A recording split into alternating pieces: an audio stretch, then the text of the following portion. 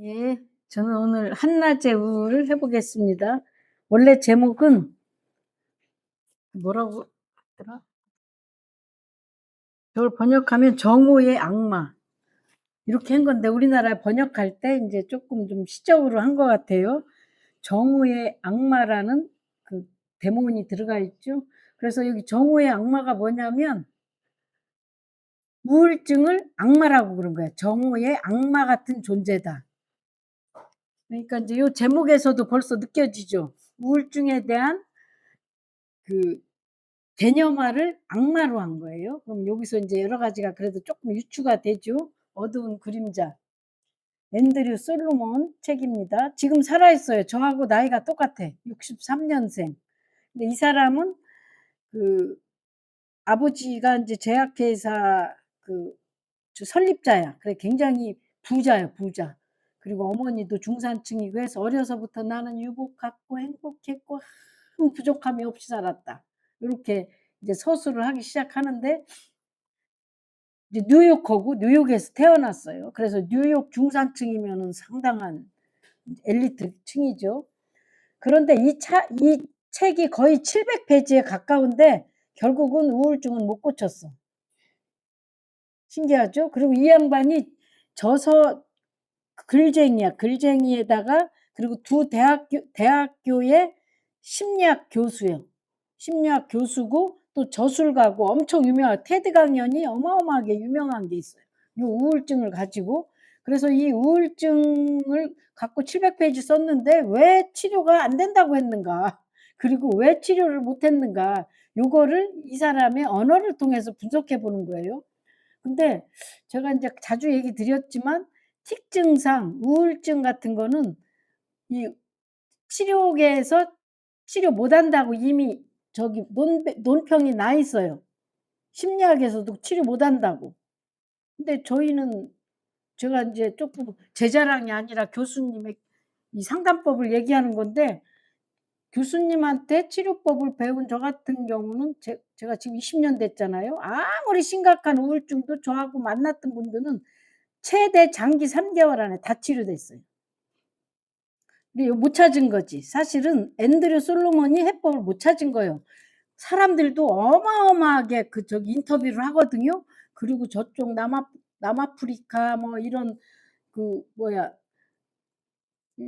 동남아 이런 데도 다니면서 막 치료사들 막 만나러 다니고 그래요. 이렇게 고전적 치료사. 근데 해법은 못 찾았어. 하여튼 이거 신기하죠? 예, 우울증을 왜 치료하지 못했나. 그래서 역설적으로 보겠습니다. 뭐라고 말하기를 인제 요거는 맞는 얘기지. "우울은 절망의 심리 기제다." 일단 우울하면 뭔가 절망한 거예요. 실망하고. 그리고 인제 일단 힘이 뚝 떨어진 거예요. 그래서 우울증의 반대말은 기쁨이 아니라 활력이라고 할 정도로 힘이 뚝 떨어지는 게 우울증이에요 일단. 그리고 우울증에 빠지면 일단 어떠냐면 모든 활동, 감정, 인생 자체가 무의미해지면서 일단 무기력해져. 우울증 경험해 보셨나요? 그리고 우울증은 일단 생기를 빼앗고 뭐 즐거움, 기대, '오늘 숙제해야지.' 이런 거 없어. 하루하루가 고역이고 견디는 게 오직 자살하지 않으면 견뎌야 되는 이 고역의 날들일 뿐이에요. 그래서 일상이 끔찍해지는 그런 이제 병인데 보통 DSM-4 지금은 5까지 나왔죠. DSM-4에서 보통 뭐라고 하면서 진단 내리는 거냐면 이게 인제 병원에서 요거 가지고 진단 내리는 거예요. 근데 보편적으로 이렇습니다. 거의 매일 하루 종일 지속되는 우울해. 좋은 일 있으면 맛있는 오늘 피자 먹으면은 '아우 그래도 피자 먹었더니 기분 좋다.' 쪼끔 잠깐이라도 이래야 되는데 그런 게 없어. 피자를 그리고 일단 음식이 안 땡겨요. 잠도 안 오고 일단 먹고 싶지가 않아. 하고 싶은 것도 없고. 하루 종일 지속되는 게 우울한 기분. 그리고 일상생활에 흥미나 즐거움이 거의 없어. 아무것도 재미가 없어. 사는 게 낙이 없어. 요새 제가 얘기했던 우리 95살 되는 우리 엄마 상태. 하루 종일 지겨워서 어떡이야. "야 이 시간을 어떻게 하면서 보낸다니?"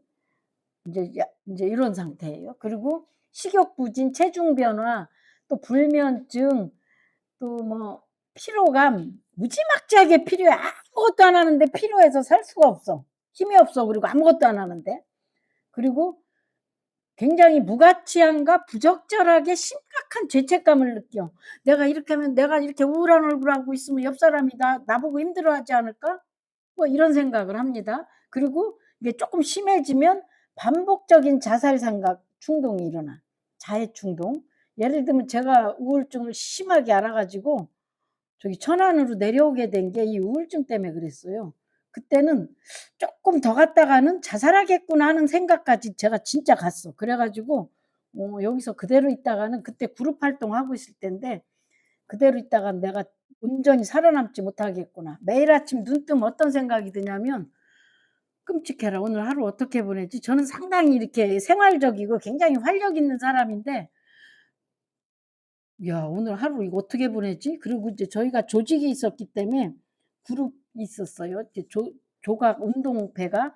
거기에 인제 제가 그때 대표였어. 출근을 해야 되는데 '어머 걔들 얼굴을 다 어떻게 보지? 내 얼굴이 일그러져 보이지 않을까?' 그리고 거기에 이 개가 있었어. 강아지 똥매라고. 우리 조직 이름이 떡매였는데 개 이름을 똥매로 지은 거예요. 어머 똥매도 나를 싫어할 텐데. 그 개도 나를 싫어할 거라는 이런 무지막지한. 그리고 야 정말 다리가 안 떨어져. 야 그리고 내가 의무는 해야 되겠는데 야 죽기보다 가는 게 무거워. 그리고 앞으로 가는데 진짜 다리가 뒤로 가는 것 같아.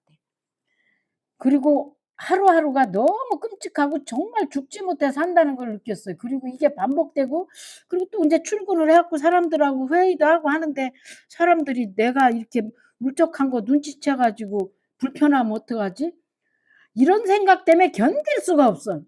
그리고 막 굉장히 오래 견뎠던 것 같아. 그때는 상담이 있다는 걸 알았으면 어떻게 해서든 찾아갔을 텐데 몰랐어요. 그게 80 년대니까요. 그리고 그래 가지고 죽을 것 같아 가지고 짐 싸 갖고 "나 대표고 뭐고 나 아무것도 못해 먹겠다." 그냥 선포해 버리고 산속으로 와 갖고 혼자 지낸 거예요.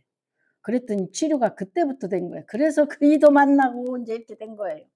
그러니까 그때 조각하다가 그때 이미 끝났어 내 인생은. 근데 그 뒤에 작품은 제대로 한번 하긴 했죠.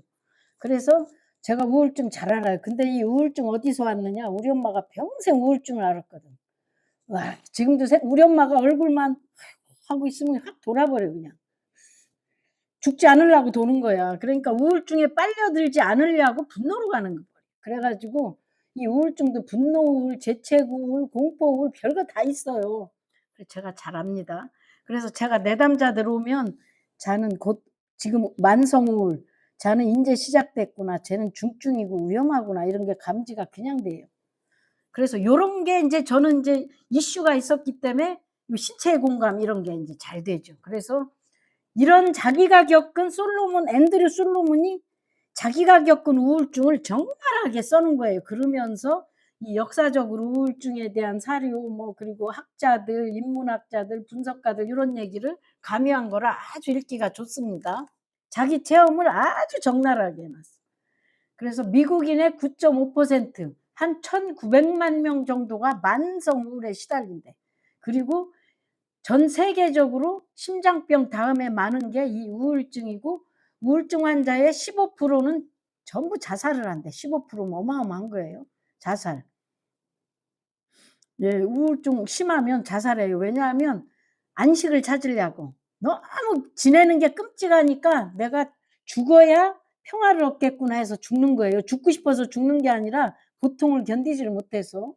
예 그래서 이제 우울증이 어느 때 오느냐 근데 중요한 거예요 요거예요. 우울증이 일단 상실이 되면 와. 예를 들면 연애에다 헤어졌다든가 뭐 아니면 부모님이 누가 돌아갔다든가 아니면 회사에서 내가 뭐가 잘렸다든가 아니면 은퇴했다든가 뭐 하여튼 이런 식으로 뭔가 상실하면 우울증이 발병할 가능성이 높아. 그리고 자아관념이 상실할 때도 그리고 중요한 건 우리가 이거는 상식적으로 알고 있죠. 긍정적인 변화가 올 때도 우울증이 올 수 있어. 예를 들면 애를 낳고 난 뒤에. 왜냐하면 애를 낳고 나면 애를 낳은 그 탄생의 포커스가 가는 게 아니라 내 배가 비어진 거에 초점이 꽂혀 가지고 이 속이 빈 공허를 견딜 수가 없어서 급성 우울증이 와. 그래서 여자들 왜 임신 중독증 걸리고 임신 후에 저기 우울증 오잖아요. 이거 다 이 배에 초점이 있어서 내 배가 꺼졌어. 어디 갔지? 그러니까 애기도 안 보이는 거예요. 그러니까 이게 초점이 자기 상실에 있는 거예요.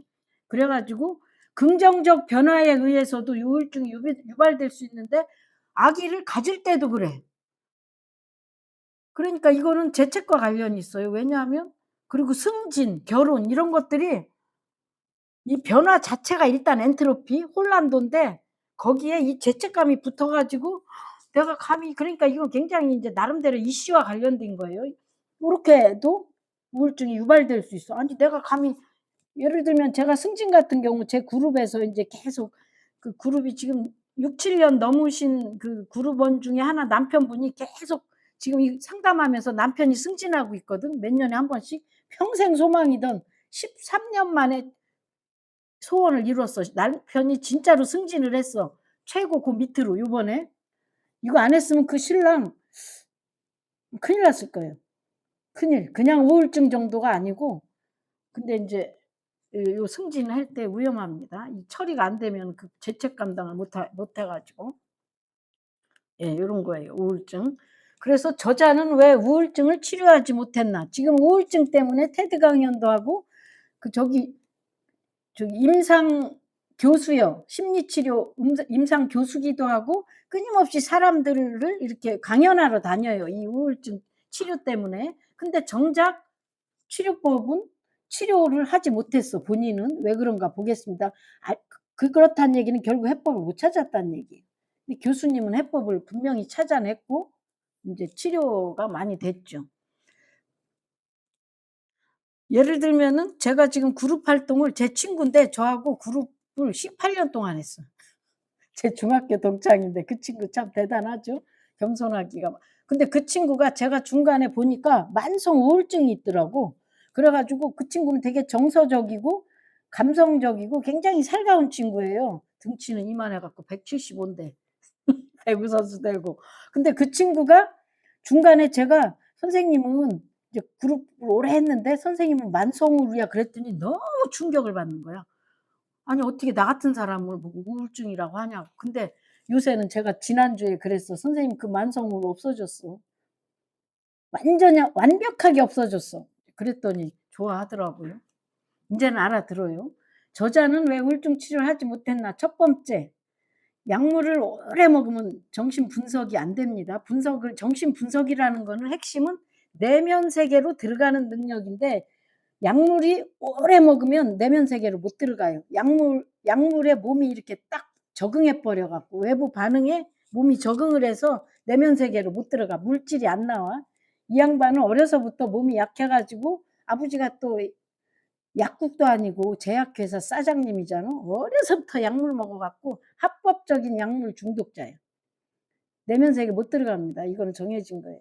그리고 두 번째, 이 사람의 신념 체계. 사람을 고치는 거는 신념 체계거든. '나 나을 수 있어.' 그런데 이 사람은 우울증은 낫지 않는다고 확언하고 빈 껍데기만 남는다는 절망이라는 그 언어가 있어. 그러니까 안 나 나을 수가 없어요. 나을 수 없다고 믿으니까. 나도 아마 안 나았다고 생각할 거야. 그리고 안 나았어요 실제로. 그리고 세 번째는 정신 분석을 동시에 같이 봤는데 여기에는 자기 분석을 했던 문장을 심하게 얘기하면 정신 분석적으로 보면 그런 문장을 한 줄도 찾을 수가 없을 지경이에요. 몇 줄은 있겠지만 거의 분석적인 내용을 볼 수가 없어. 전부 3 차원적인 그 얘기뿐이에요. 그러니까 분석을 못한 거야. 그리고 네 번째는 자살 충동의 행동화. 정신 분석에서 가장 기피하는 게 행동화예요. 예를 들면 자살 충동이 올라와?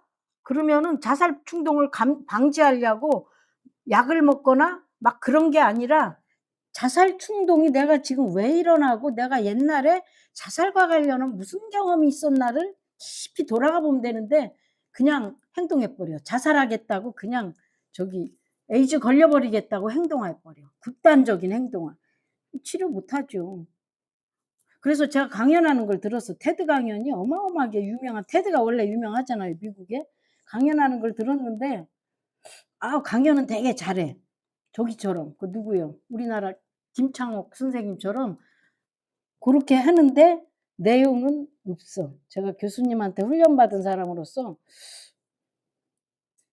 그냥 평범한 저기 뭐야 그런 제가 봤을 때는 자기계발서 수준밖에는 안 돼. 우리 교수님이 대단하신 분이죠. 오랜 세월 제약업계에 몸담고 있는 아버지를 둔 나. 이게 실제 아버지가 무슨 솔로몬인데 이름 까먹었네. 여기 포레스트사 여기 포레스트사라고 나오죠. 아버지가 이거 실제 아버지가 사장으로 있는 회사예요. 어마어마한 연구소 겸 미국 그 저기에 뉴욕에 있는 그러니까 엄청난 이 돈을 벌었어. 근데 아들이 이 우울증에 30살에 걸렸거든. 아들이 우울증에 걸린 이후로 셀렉사라는 그 약물을 판매해 가지고 그걸로 대박을 쳤어. 그 약품 저기로 판매 회사로. 그래서 이 이후에도 약품들을 개발하고 만들어 가지고 엄청나게 돈을 벌어요. 근데 거기서 광고 노릇을 하는 게 이 아들이야. 하여튼 이 사람의 배경이 이래. 그러면은 아버지한테서 벗어나지 않는 한 이 사람은 약물 중독은 벗어날 수 없어요. 예를 들어 우리가 잘 아는 그 베스킨라빈스 있죠. 베스킨라빈스 아이스크림 하면 최고 아니야. 그 베스킨라빈스 아들은 아버지 그 저기 베스킨라빈스 그 아이스크림 그 하는 거에 반대 갖고 환경 운동가거든요. 우유를 먹으면 오히려 몸에 어떤 문제가 생기고 우유를 과다하게 먹으면 이런 문제가 생기고 아이스크림이 어쩌고 저쩌고 해 갖고 그 반대 운동을 해서 이 사람은 아버지 반대편에 서 있어. 환경 운동가야. 근데 여기는 아버지하고 그냥 연합해 버렸어. 예 앤드류 솔로몬 63 년생. 근데 이 사람이 왜 언제 우울증이 왔냐면 30 살쯤에 엄마가 돌아갔는데 난소암을 앓던 엄마가 몇 년 앓고 돌아갔는데 그것 이제 나중에 뒤에 할게요. 자살해 안락사로 죽어요. 안락사는 자연스러운 죽음이 아니라 일부러 죽이는 거잖아. 이게 대단한 문제인데 그러고 나서 3년 뒤에 그때 인제 우울증이 왔는데 보통 우리가 3 년상 치른다고 그러잖아. 그럼 엄마가 돌아가고 나면 3 년이면은 내가 애도도 했고 어머니가 돌아가셔서 나 3년 지났잖아. 애도도 했고. 그래서 애도도 하고 첫 소설 이 사람은 소설을 내는 게 꿈이었거든. 첫 소설도 냈고 이제 가족과도 잘 지내고 뭐 그리고 멋지게 새 집도 새로 사고 그리고 뉴요커라는 데 글도 쓰고 있고 기고가예요. 몇 년 동안 썼어. 그리고 이렇게 참 모든 게 안정이 되고 인생이 비로소 질서를 찾고 절망의 구실들이 모두 소진돼서 '야 드디어 내 인생이 질서가 잡히고 정점에 있구나.' 하고 딱 시작할 때 우울증이 왔어. 그러니까 사실은 질서를 찾고 절망이 소진된 시점이 아닌 거죠. 의식에서는 그런데 무의식에서는 이때가 폭발 지점이었던 거지. 그러니까 이 사람이 이거를 가지고 무의식으로 들어갔으면 이때 완벽하게 그 저기를 똑똑하기도 하고 굉장히 그렇기 때문에 우울증을 해결했을 텐데 이때부터 인제 약 먹기 시작해요. 아버지하고 의논해 가지고 이때부터 약을 먹기 시작해 가지고 이제 약물 중독이 더 가속화되는데 이때 첫 번째 이게 우울증인데 이때 어떻게 하냐면 가끔 알 수 없는 자기가 분명히 그랬거든 서두에 나같이 유복하고 문제없고 이렇게 온전하게 사는 사람이 없다고 했는데 뜬금없이 우울증 이후에 아버지 전화기 응답기다 대고 막 욕설을 하면서 "아버지 혐오해. 아버지 죽어 버렸으면 좋겠어." 하고 이 사람 되게 순하게 생겼잖아. 알 수 없는 분노 발작을 오랫동안 해요. 이 막 우울증 앓을 때. 그래서 사실 이 책 중에 "우울증은 화병이다." 이런 단어가 있어요. 여기서 화병이라는 건 분노인데 분노가 무의식 속에 억압된 거야. 왜냐하면 부당한 엄마가 죽었을 때 사실은 무의식적으로는 부당하다고 생각하고 죄책을 느꼈을 텐데 그럼 분노가 일겠죠. 분노를 느껴서는 안 되니까 억압해 버리니까 그걸 눌러 버리니까 분노, 화가 우울증으로 왔는데 인제 이럴 때 한 번씩 막 뚫고 나오는 거죠. 야 이런 사람은 요런 단어를 쓸 사람이 아닌데 그때는 그랬다고 자기가 고백을 하더라고요. 이렇게 해서 1년 저기 첫 번째 우울증이 왔을 때 막 어쩌고 저쩌고 약 먹고 아버지 또 쫓아와서 또 막 이렇게 해 가지고 어떻게 또 가라앉았어. 근데 몇 년 뒤에 또 두 번째 우울증이 왔어. 근데 이때는 재발을 피하려면 평생 약을 먹어야 한다. 그래 가지고 이때부터 인제 평생 약 먹기로 작심을 합니다, 재발했을 때. 첫 번째 이제 그러고나 두 번째 그래서 이 사람은 약 먹는 걸 너무 끔찍해. 이따가 나오겠지만 약에 대한 부작용 금단 현상이 어마어마하게 심해요. 그래서 이때 그 생각을 했대. 약을 평생 먹어야 된다고 하면서 나는 또 한 해에는 이 약 먹다가 안 들으면 저 약 먹고 또 다음에는 또 다른 약으로 평생 약을 옮겨 다니다가 나중에는 아무것도 선택할 수 없는 상황으로 되 되는 자기, 피폐해진 자기를 이때도 상상한 거예요. 그러니까 인제 이거 제가 파란색으로 한 거는 이거 전부 인제 우울증 약이에요. 프로작, 팍실, 졸로푸트, 웰부트린, 클로로핀, 부스파, 발륨, 리프 리브륨, 아티반. 선생님들도 들어본 거 있죠? 발륨, 팍실, 졸로푸트, 프로작 이런 거 자낙스 이런 거 많이 판매되는 거예요. 제가 많이 들어본 거예요 그거는. 이런 것들을 복용한 적 이건 딴 여자 얘기하는 거예요. 그리고 데파코트와 암비엔을 지금 복용하고 있고 현재 주치의와 문제가 있어서 49 번째로 의사를 바꿀 생각. 의사를 아무리 바꾸고 약을 수십 가지를 바꿔도 치료는 안 돼요. 이건 했죠. 그다음에 그러고서 나중에는 이런 생각이 들어. '내 이렇게 약을 끊임없이 바꿔서 먹다가 나중에는 내 영혼이 모든 색깔이 사라지고 내가 사랑했던 나도 사라지고 나는 인형처럼 껍데기만 남았다.' 이런 단어를 써요. 우울증 환자들 인터뷰 많이 하거든요. 그래서 인제 이 솔로몬이 "나는 약물 치료를 중단하지 않을 결심이다. 왜냐하면 난 지금으로서 난 방법이 없어." 근데 약물을 계속 먹었더니 어떤 증상이 와? 체중이 막 늘어나는 거야. 그리고 알 수 없는 두드러기가 막 생기고 이상하게 땀이 비 오듯 해. 그리고 기억력이 나빠져 갖고 말을 하고 있다가 갑자기 까먹고 내가 무슨 말을 하고 있는지 잃어버려. 그리고 두통에 근육경련에 성욕과 성기능도 들쭉날쭉하고 현저하게 이렇게 이런 기능이 생겨. 이건 분명히 문제가 있는 거죠. 우울감은 떨어졌을지 모르지만 우울감 하나 때문에 이 무지막지한 증상들 어떡할 거야.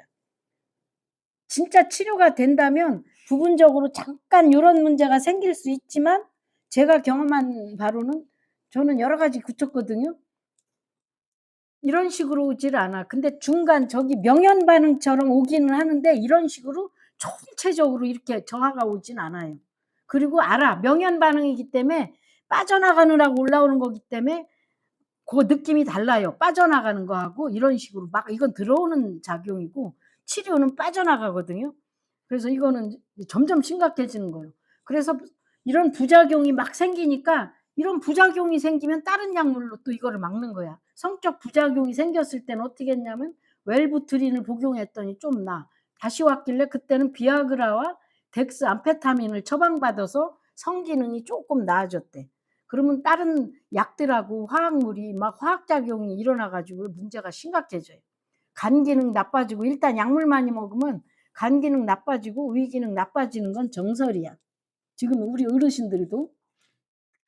그래서 자이프렉사도 아버지 회사에서 인제 유행시킨 우울증 약물이에요. 그래서 자이프렉사를 먹으면 또 잠을 너무 많이 잔대. 그러니까 수면 기능이 너무 큰 거고 그래 갖고 또 너무 신경이 서 갖고 또 쓰여 갖고 한 번씩 눈조 장감기에 잠이 너무 안 오면 또 자낙스를 먹고 이런 식으로 약물을 끊임없이 먹는데 치료가 되는 게 아니라 순간순간만 이렇게 일시 그런 기능이 있는 거죠. 벌써 말만 들어도 심각하죠. 이런 기능이 인제 뽑아낸 거지. 그리고 프로작은 인제 이거는 우울증이 아닐 때에도 먹으면은 슬픔이 무뎌진다. 인제 프로작은 보편적인 약물인가 봐요. 그래 갖고 일반인들도 살짝 울적하거든. 그 저기 프로작 저기 4분의 1 쪽씩 드세요 이렇게. 제 내담자분 중에도 한 분이 굉장히 예민한 분이 있는데 이분이 요거를 4분의 1 그램씩 우울할 때 드시라고 처방을 받았다고. 그래서 자기가 먹어 보니까 먹고 자면 머리가 맑다고 그러더라고요. 그래서 약을 쓰면 슬픔에 무뎌질 수 있으니 그 우울증의 그 무력감과 죽을 것 같은 거 끌어안지 말고 "약을 복용하는 게 낫지 않아?"라고 권유하는 거예요. 아까 그 많은 그 부작용과 그 증상들을 얘기하면서도 왜냐하면 이 사람이 아는 거 안에서는 약물을 안 먹는다는 건 상상하지 못해서 그래요. 그래서 이제 가벼운 붕괴에서 나를 구해 줬던 자이프렉사의 경우 이 책의 초고. 이 책을 쓸 때도 계속 약을 먹고 있었어. 자이프렉사도 먹고 그다음에 자낙스도 먹고 그러다가 이 책을 쓸 수 있게 해준 이펙서, 웰부트린, 부스파, 자이프렉사를 먹으면서 이 책을 썼다는데 내가 이런 거 먹고 이렇게 계속 약 먹으면서 썼는데 지금 중독이 된 거 아닐까? 이미 중독이지 뭘 아뇨. 그러니까 인제 약에 의존해서 이 책을 쓴 거예요. 그래서 인제 화학적 조작이라는 단어가 있어. 화학적 조작을 통해서 몸에다 화학 작용을 집어넣어서 고통을 제거하는 거예요. 우울의 고통 이런 거.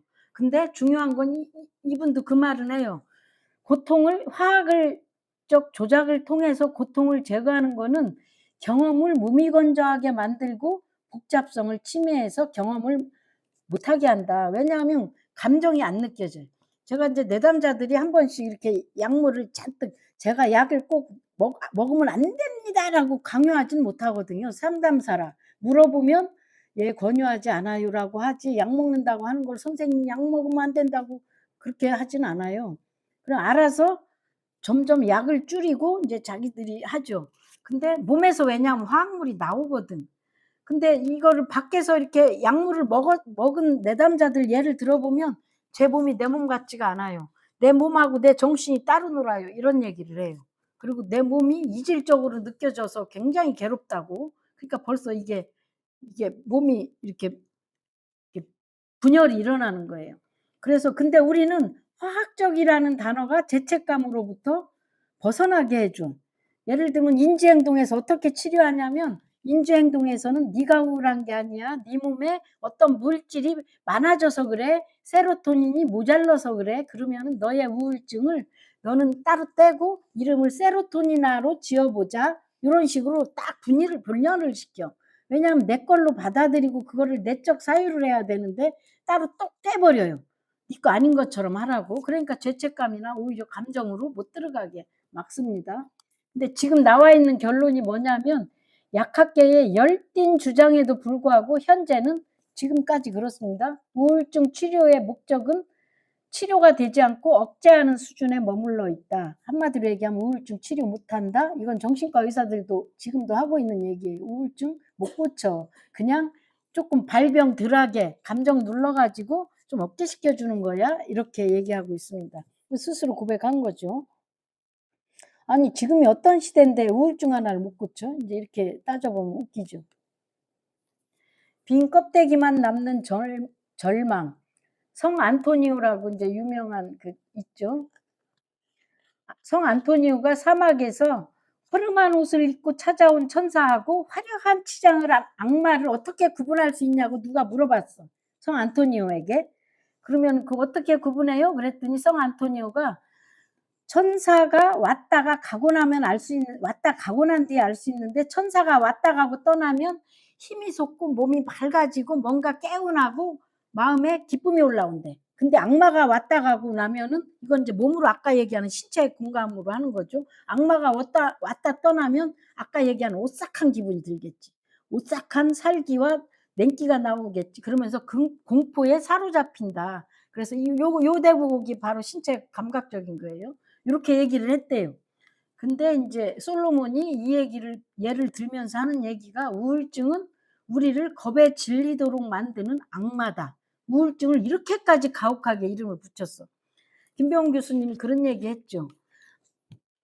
"악이 따로 있는 게 아니라 네가 악이라고 그 판단하는 그것이 악이다."라고 얘기했어요. 이 말이 무슨 말이냐면 세상에 악은 없어. 중립적인데 네가 그걸 악하다고 보기 때문에 너에게는 그게 악이야. 근데 솔로몬은 우울증을 악마라고 만들었어. 겁에 질리도록 사람 꼼짝달싹. 그러면 인제 요거 벌써 이렇게 분열시킨 거죠. 그리고 악마를 우울증을 만약에 나를 살려주는 천사라고 봤으면은 요거를 달래 가지고 이렇게 그걸 걔를 통해서 친구를 삼으면 되는데 이게 악마라고 정의를 해. 근데 강연할 때는 물론 그런 소리를 해요. "우울증 덕분에 나는 내 인격을 좀 더 알게 됐고 우울증 덕분에 내가 쪼끔 더 나를 이렇게 쪼금 상대하면서 성장시켰다."고 하는데 이 사람의 글 속에서는 이런 식으로 악마라고 글을 못 속여요. 자기 그 신념이 나오는 거라서. 그리고 이 사람이 왜 치료가 안 됐냐면 우울증을 악마라고 이 사람의 신념 체계가 이제 절망적이기 때문에 희망이 없어서 그래.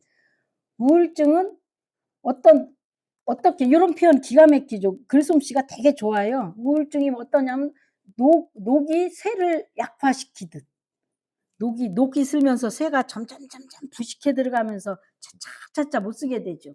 그런 게 경증 우울증이다. 그러면서 우울증이 진행될 때는 나는 낫는다는 거 상상할 수 없다. 우울증이 낫는다는 걸 상상도 할 수 없으면 이건 안 낫는 거예요. 상상할 수 있어야지. 남들은 다 안 난대? 나는 그렇게 생각 안 해. 나는 나을 수 있다고 믿어. 그래야 나을 수가 있는데 믿어도 나을까 말까인데 이 사람은 절대 안 믿어. 그러니까 이거는 인제 우울증 치료 못하는 나는 신념이 이렇게 뿌리가 깊어.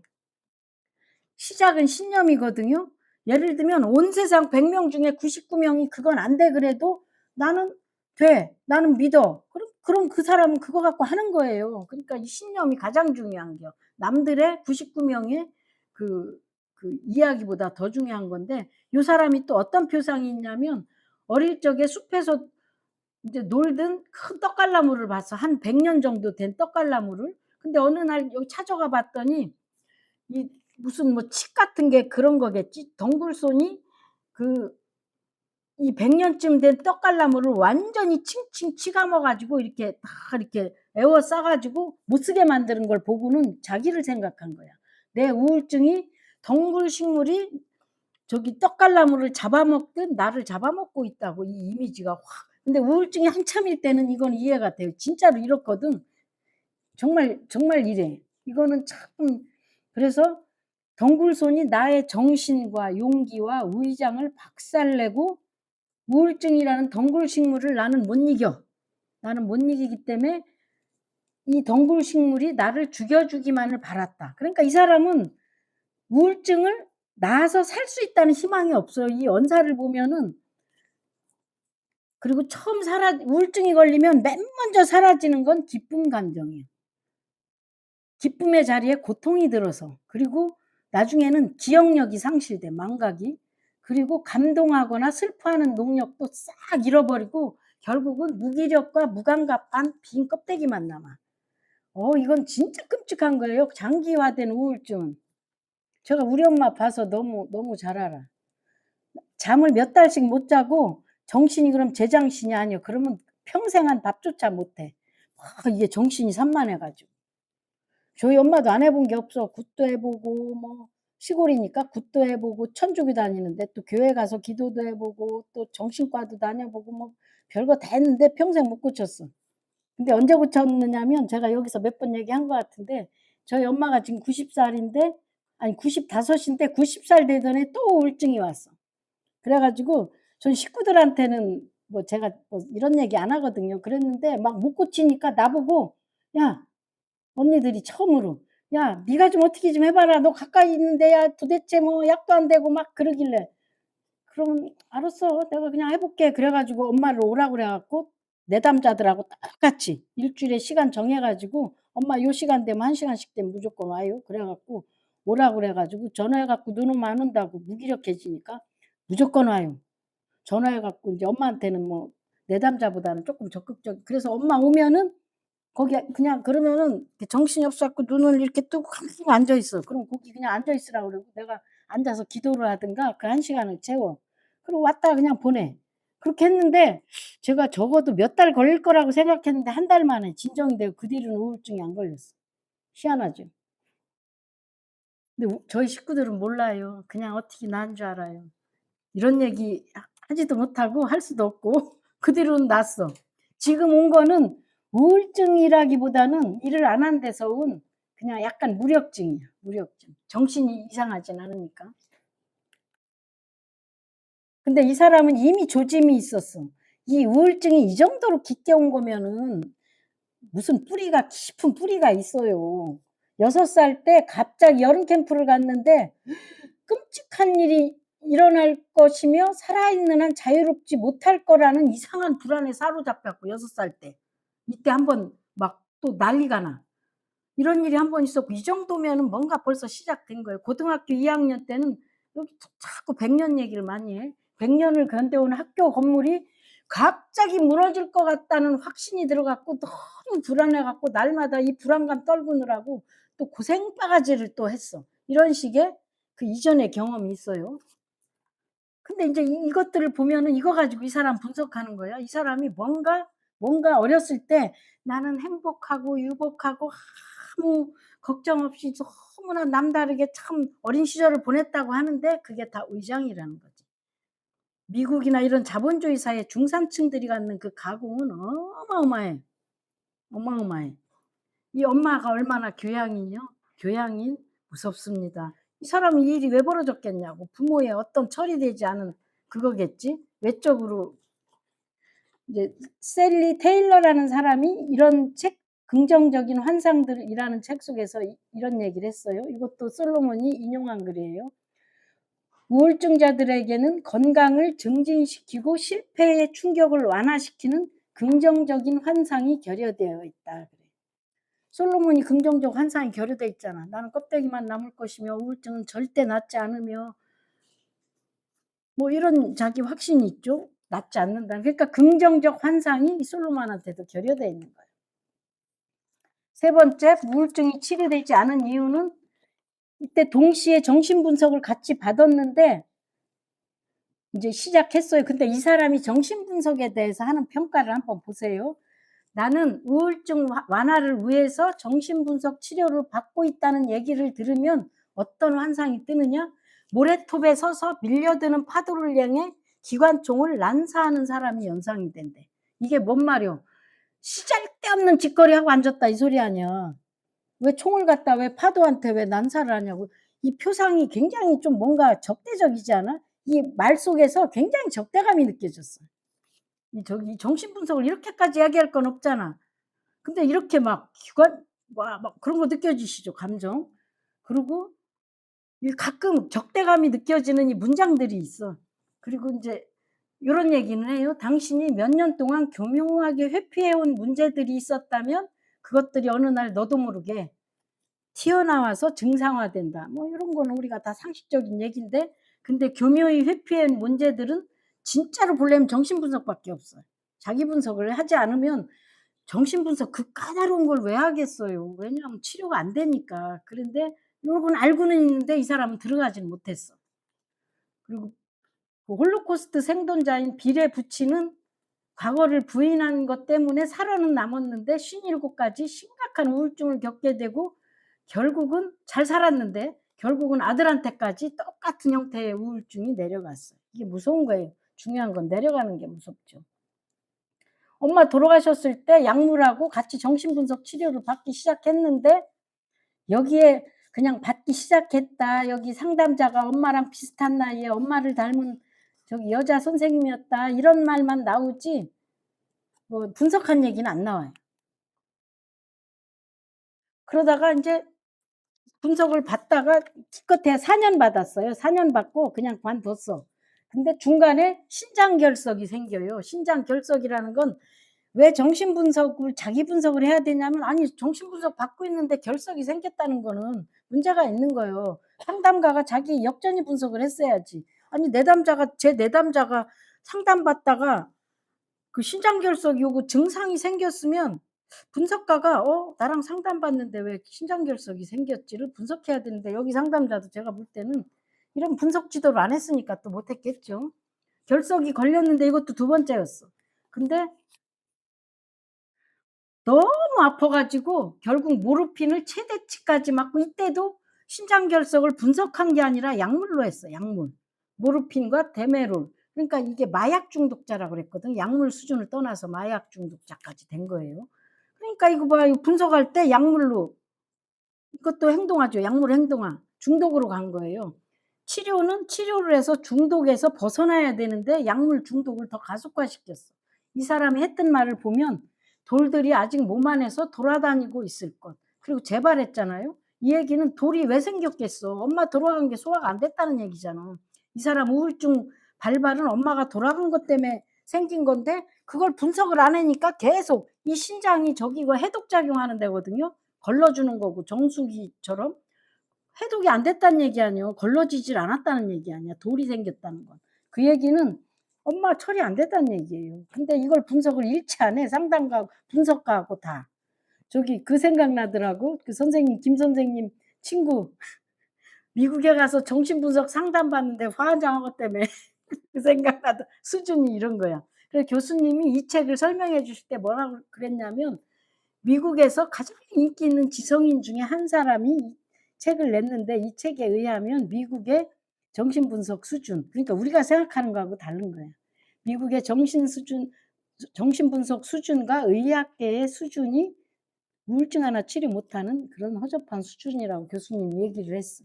그러면서 교수님이 막 미국 하면 대단해 보이니까 "어우 저기 정신분석 공부하려면 유학 가야 되지 않아요?" 그랬더니 교수님이 안 가도 돼. 여기서 해도 돼." 교수님 자신 있었던 거지. 미국에서 일부러 내려왔는데 예수님처럼 낮은 데로. 저는 그때 그 말이 어떤 말인지 알아들었어. '교수님이 최고구나.' 그런 생각을 했죠. 왜냐하면 저는 그때까지 많이 살아봐 갖고 대충 좀 세상을 알지. 그래서 인제 이걸 분석을 안 하고 둘이 이러고 그냥 넘어가, 분석가하고 둘이. 그리고 또 분석가한테 또 이상하게 또, 그러니까 분석가가 코아 상담자가 아니었나 봐. 코아 상담자면 절대 그렇지 않거든요. 코아 상담자는 그 경계선이나 분열증도 함께 있으면서 치료가 이렇게 어지간히 이렇게 사람들이 부들부들해져. 제가 지금 상담하고 있는 사례에서 그걸 느끼고 있거든요. "야 순한 양이요. 폭력 때문에 왔는데." 놀라워, 놀라워. 제가 감탄할 정도인데 이거는 교수님의 이론 때문에 그렇습니다. 그래서 치료를 한 저기 뭐 총 91 년도부터 했으니까 4년 동안 해서 95 년도에 관대. 그래서 4년 동안 했는데 그 안에서도 이 저기가 소위 라포가 형성이 안 되고 중간에 단절감이 생겨 갖고 느껴져 갖고 '씨 그만둘까.' 했는데 또 분석가가 또 자기 은퇴한다고 그만한대야. 그래 갖고 또 배신감을 느꼈네 막 이런 소리를 하는 거야. 그러니까 엄청 적대적이에요 분석가한테. 그 얘기는 분석가가 엄마 역동이잖아. 그리고 엄마 닮았다고 그랬잖아. 이 분 사실은 "우리 엄마 최고요. 나는 엄마 때문에 엄마의 최고의 사랑하는 아들이고 우리 엄마는 나만." 그게 아닌 거야. 속에서는 자기 적대감과 엄마에 대한, 엄마한테 잡아먹힌 거지. 그거를 분석을 안 하니까 이런 식으로 튀어나오는 거예요. 그리고 분석 95 년도에 한 4 년쯤 하고 분석을 마무리하는데 어머니의 죽음 과정 다시 겪는 기분이었다. 그러니까 이 전혀 이게 해석이 안 됐어. 그러니까 인제 자살 충동의 행동아 우울의 끝은 이제 15%는 자살한다고 그랬죠. 근데 이 말 써 놓은 거 보면 근데 우울증에 대해서는 아주 적나라하게 정말 느껴져. 우울증이 어떤가는. 나는 우울증을 죽이고 싶지만 내가 우울증을 죽일 수는 없어. 아까 그 덩굴나무를 죽일 수 없는 것처럼 결국 그것으로 고통받는 자신을 죽이는 거 외에는 방법이 없는 상황의 심정을 알고 있다. 내가 이걸 도저히 깨어날 것 같지 않은 그 감정은 이해를 하죠. 이 정도로 우울증, 중증 우울증은 심각해. 그래 가지고 줄리아 크리스테바가 이 멜랑콜리랑 우울증을 쪼끔 다르게 얘기를 했죠. 멜랑콜리는 완전히 붙어 버린 거 더 심하게. 우울증은 이거 줄리아 크리스테바 의미의 상실로 이어진다. 결국은 침묵하게 되고 나중엔 죽는다. 그들이 쓰는 죽은 언어는 자살의 전조다. 이제 언어를 전부 죽은 언어를 쓰는 거. 아까 솔로몬이 그런 언어들 있죠. 그 언어 그런 언어를 쓴다는 거야. "아이 저는 죽지 못해 살아요." 뭐 이런 거. 그리고 "아이 저는 못 고쳐요." 그리고 우리 그거랑 똑같아. "제 팔자 못 고쳐요. 우리 아버지도 뭐 노동자였고 그럼 나도 노동자였고 우리 애도 노동자겠죠?" 이런 식의 무지막지한 무의식적 신념 체계. 그게 죽은 언어일 때는 그거는 죽음을 이미 내포하고 있는 겁니다. 인제 요거 인제 있어요. 엄마가 난소암이 걸려서 89 년에 이제 난소암 진단을 받고 91 년도에 죽는데 이 집에서는 엄마가 병에 걸리기 이전부터 80 년대부터, 그러니까 한 난소암 걸리기 10년 전부터 엄마가 뭐라고 그랬냐면 저기 유서를 써 가지고 전부 온 가족을 서명하게 했는데 뭐라고 그랬냐면 "내가 만약에 몹수병에 걸리거나 회생할 수 없는 뭐 식물인간이 되거나 하여튼 무슨 중증 병에 걸리면 나 안락사 시켜 줘." 이렇게 갖고 서명을 했어 온 식구가 80 년도에. 그러니까 이거 벌써 전도가 있는 거예요. 근데 이 생각이 건강하게 보이세요? 잘 보세요 요런 거. 그러면서 어머니는 그러다가 9년 뒤에 난소암 진단을 받고 그때부터 나 자살한다고 그때부터 난리를 친 거예요. 진단 받은 그때부터 마치 어머니는 자연에게서 받은 푸대접에 안가품을 하고 싶어 하는 듯했다. 요런 언어들 안가품을 하고 이 독설이 느껴지죠. 막 속에서 막. 그리고 예전처럼 멋진 삶을 영위할 수 없다면 차라리 더 이상 살지 않겠다고. 나는 이 우아한 내가 중산층 여사로서 이 분위기나 깨지면 나는 자존심 상해서 못 살아. 나는 죽고 말 거야 갖고 이때부터 안락사 준비를 실제로 해요. 온 가족이. 어머니는 생을 마감하기 위해서 아버지와 모든 식구들과 상의하면서 점검을 하나하나 해요. 어떻게?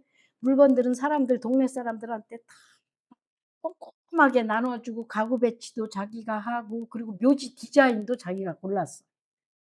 그러면서 뭐라고 했냐면 "내가 혼자 하려고 그랬는데 나 혼자 하면은 나 죽고 나면 나머지 너희들 힘들잖아. 그래서 나랑 함께 했던 추억을 갖는 것이 아무것도 모르고 있다가 충격받는 것보다 나을 것 같으니까 우리 같이 하자." 이렇게 한 거야. 난 이 말이 너무 잔인하게 들렸어.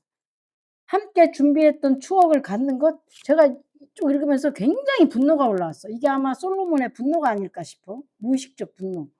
아니 추억을 가져? 아니 죽는데 사람을 그냥 자연스럽게 돌아가시는 걸 보는 건 그건 자연스러운데 안락사를 시키는 거는 죽이는데 자살하는 데 도와준 거예요. 죽인 거예요 이거는. 야 이 말을 읽으면서 제가 '야 진짜 끔찍하다.'는 생각이 들었어. 그 안가품하는 엄마의 그 마음. 그리고 본인이 그러잖아 솔로몬이. 엄마가 안가품하는 거 하고 싶어 하는 것 같다. 솔로몬의 언어지만 이건 엄마에 대한 역설적으로 분노거든요. 야 그러니까 우리가 어떤 대화를 할 때 보면은 겉으로 보면은 굉장히 고상하고 목소리도 좋고 말투도 참 괜찮아. 근데 그 언사가 굉장히 묘한 느낌을 줄 때가 있어. 이건 감각으로 느끼는 건데 요런 언어들. "추억을 갖는 것이 낫지 않겠냐." 야 아들을 그거 어떻게 살으라고. 그래 갖고 솔로몬이 평생 자살 충동에 시달린 거예요. 아니 엄마를 자살하는데 자기가 죽였는데 뭐 안락사 의논했네 추억을 함께 했네 이게 무슨 의미가 있냐고. 아이들은 부모가 아프기만 해도 내가 부모를 아프게 하고 불행하게 했다는 죄책감을 갖는 게 인간인데 그러니까 이게 참 이 집 엄마가 심각해. 엄마 아버지 다 그래. 그래서 어머니는 실용주의를 당신의 통제불능한 슬픔을 막는 힘으로 이용했다. 그러니까 이제 요런 거 실용주의는 이제 3 차원에서 그렇게 한 거죠. "내게 어머니는 늘 슬픔을 안고 살았던 사람의 원형이 됐어." 그러니까 이 사람의 끝에 가면 자살한 엄마가 들어가 있는 거예요. 그리고 겉으로는 우아했지만 뭔가 근원적으로 자기 슬픔을 감당 못 했던 그래 갖고 이 사람은 자살 충동이 하도 올라와 가지고 자살을 해야 되는데 핑계가 있어야 되잖아. 동성애자라 동성애를 한 게 아니고 에이즈에 암에 걸리는 방법은 너무 막연하고 뭐 당뇨나 이런 거 걸려 갖고는 죽을 것 같지도 않고 그러니까 가장 빨리 정확하게 자살을 할 이유 에이즈 걸리면 자살할 용인이 되잖아. 그래서 에이즈가 걸리려고 실제로 밤거리를 막 헤매고 다녀 대놓고. 그래 갖고 이 동성애 행위를 무지막지하게 했는데 안 걸려. 그렇게 하면 이상하게 안 걸리더라고. 그래서 에이즈에 걸려서 자살하려고 그 행위를 하는데 에이즈에 안 걸렸어요. 이게 얼마나 파괴적이냐고. 야 진짜. 근데 안락사는 존엄성을 지킬 수 있는 합법적인 죽음이긴 하지만 엄연히 그건 자살이다. 그리고 자살은 세상에서 가장 슬픈 일이다. 자살이요 이건. 그리고 식구들을 자살하는데 옆에 둔 거나 똑같아? 야 이거는 진짜 끔찍한 일이야. 아버지가 그러고 나서 엄마가 한꺼번에 약 먹고 자살하려고 약을 잔뜩 모아 놓고 약 먹고 진짜 갔어요. 근데 약이 남았어. 그랬더니 솔로몬이 그 어머니를 이렇게 딱 옷가지를 정리하다가 그 약을 싹 몰래 감춰. 나도 나중에 자살하고 싶으면 이 약 먹고 자살해야지. 그랬더니 아버지가 물어봐. "야 너 약 어떻게 했냐?" 그랬더니 "제가 버렸는데." 그러니까 아버지가 막 화를 내면서 "너는 왜 그 약을 버릴 권리가 너한테 왜 있어?